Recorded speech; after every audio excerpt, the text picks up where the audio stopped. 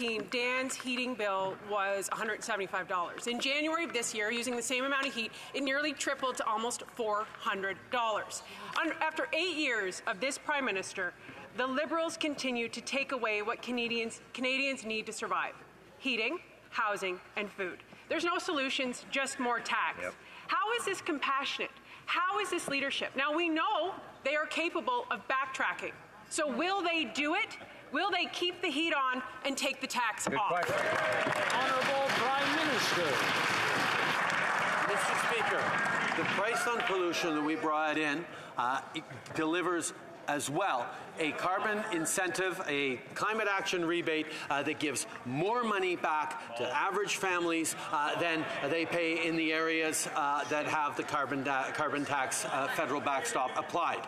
These are things that are facts that the Conservatives continue to deny. On top of that, Conservatives continue to pretend that you can have a plan for the future of the economy without having a plan to fight climate change, which is simply wrong, Mr. Speaker. We will be there to fight climate change and support Canadians. 100%. Member for Peterborough Kawartha.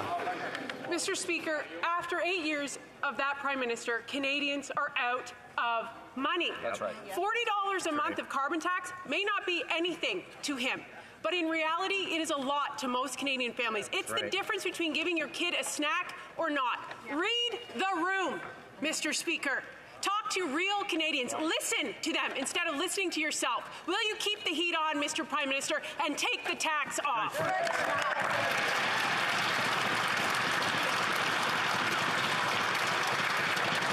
I just want to remind the Honourable Prime Ministers to speak through the Speaker, not directly to each other.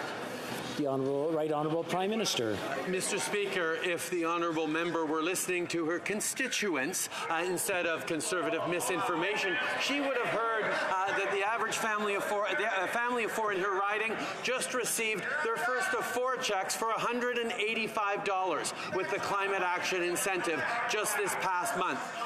We are there to invest in supporting Canadians while at the same time we fight against the impacts of climate change. We are there putting more money in families' pockets with a plan to fight climate change, which is what people across Ontario and across the country need from their governments. The Honourable Member for La Pointe-de-Lille. Mr. Speaker, yesterday the Official Languages Committee turned into a real circus because of certain Liberal members who refused to allow French to be the common language of Quebec. The Liberal government is even threatening its own Bill C-13, which is unprecedented. Yesterday, a Franco-Ontarian MP had the courage to denounce the bad show of these MPs and the falsehoods they spread about the Charter of the French language. But as it stands, not a single Liberal from Quebec has had the courage to stand up for French. Does the Prime Minister condemn Liberal disinformation? The Right Honourable Prime Minister. I'm proud of being a Quebecer and a Quebec MP who rises today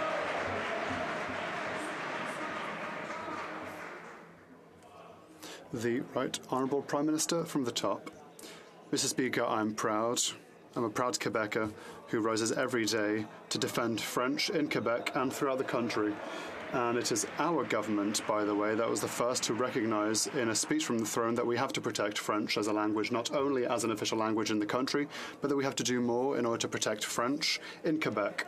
And through Bill C-13, that is exactly what we are doing in order to protect language minorities throughout the country and protect French in Quebec. We are here to protect French. We are here for our beautiful French language. The Honourable Member for La Pointe-de-Lille.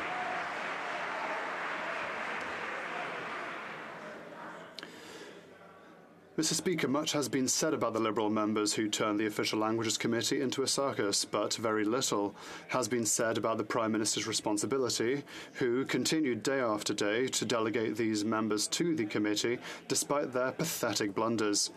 The Prime Minister has condoned misinformation that has caused unwarranted concern. Can he finally show some backbone and reassure Anglophones that neither C-13 nor Bill 96 will prevent them from getting healthcare in their language?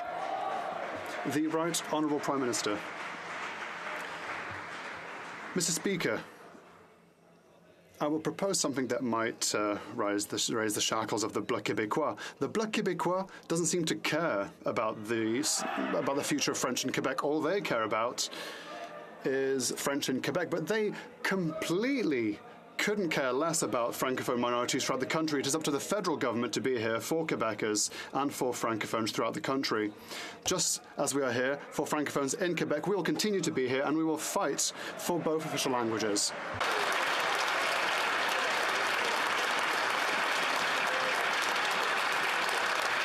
The honourable member for Cumberland Colchester.